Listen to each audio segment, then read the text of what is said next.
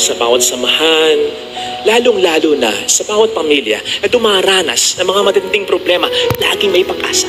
Lagi. Bakit? Kasi hindi papayag ang Panginoon na lahat kayo maging mga kalansay. Sigurado sa pamilya, mayroong paghuhugutan ng buhay. Sigurado ko sa pamilya, sa anumang samahan, may mas mature dyan, may mas dedicated dyan, may diskarte dyan, may mas matapang dyan, may mas malakas dyan, may mas matibay na pananampalataya dyan. Nadadala lamang siya ng sitwasyon at ng pangit na desibisyon ng iba. But the moment she takes on the challenge, na ma-realize niya, teka, pare-pareho kami masasadlak sa dusa, I should step up. I should not give up. Then and only then, ang Diyos ay kikilos upang maging maayos ang lahat at siya ang paghuhugutan ng pag-asa ng iba, lalo na ng kanyang pamilya. Ang kailangan lang natin gawin, alam niyo kung ano? Yung tuptin yung sinasabi ng ating Panginoon sa Ebanghelyo. Pagganahin natin yung pagmamahal natin. Kasi kapag tayo nagmamahal, hindi tayo nagiging selfish, nagiging selfless tayo. Kapag tayo nagmamahal, ang focus natin mula sa ating sarili na mabago, natutuon sa Diyos, na ating paghuhugutan ng pag-asa at sa iba na sa atin ay mahalaga. Kapag pinagana mo ang iyong pagmamahal, suddenly you realize, teka, lahat na ng kasama ko sa negosyo, pabaya na. Magiging pabaya pa ba ako? Walang mangyayari sa aming negosyo. Pagbubudihin ko, teka, lahat na ng kasama ko sa barkada, nagiging masama na. Makikisamak din ba ako sa kanila? Sinong magpapaalala sa kanila? Teka, yung asawa ko nagloko na. Pati ba ako magloloko pa? Ay, hindi na. Kawawa ang mga anak namin dalawa. Siya walang pangarap para sa aming mga anak.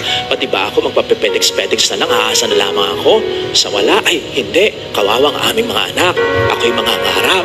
Hindi ko siya gagayahin. Teka, hindi na nga nag-aral ng mabuti ang aking mga kapatid. Pati ako hindi magtatapos sa pag-aaral. Naku, kawawa ang aming mga magulang.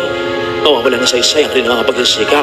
Teka, hindi na nga nagbibigay yung mga kapatid ko sa aking mga magulang. Pati rin ba ako titigil na sa pagbibigay? Okay lang, kahit ako na lang lagi ang sumusuporta, kahit ako na lang lagi ang nagbibigay. Kawawa naman kung titiisin ko rin tulad nila ang aking nanay at tatay. Teka, lahat sila lungkot na kasi namatayan kami sa pamilya. Ako nalulungkot din. Pero kung gagayahin ko sila, lahat kami masasadlak sa dusa. Hindi ako papayag. Bangon ako, igagazar ko yung sarili ko, mag-move on ako upang mahata ko ang mga mahal ko. Kapatid, hindi papayag ang Diyos na sa pamilya lahat kalansay. Tiyak, meron siyang imomotivate upang magkaroon ng buhay and therefore magbigay din ng buhay sa iba. Huwag lang talaga tayong padadala sa pangit na sitwasyon at pangit na disposisyon ng iba. Sa una lang magiging mahirap kasi sa una, hindi malalaman kung paano. Pero katulad na sinasabi sa ating unang pagbasa ni Prophet Ezekiel, hindi naman po ako, Lord, nakakaalam kundi ikaw.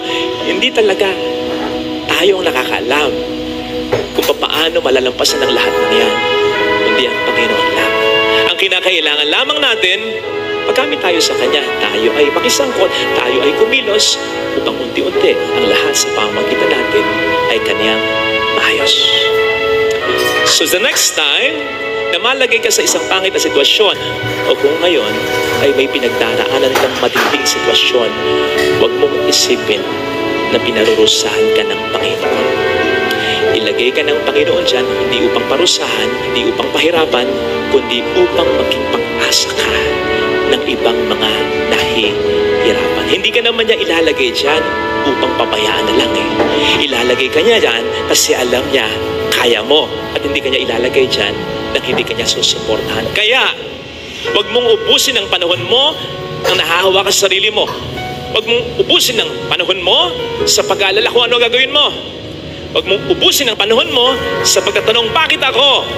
Ang gawin mo, pagganahin mo ang pananampalataya, ang pagmamahal mo upang mula sa iyong sarili, tumingin ka sa paligid mo at makakakita ka ng mga taong nangangailangan ng tulong mo. Tulungan mo sila sa pamamagitan ng pag-step up mo tutulungan sila ng Diyos sa pamamagitan mo.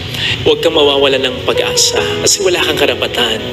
Dahil kung mawawalan ka ng pag-asa, saan? Kanino huhugot ng pag-asa ang iba?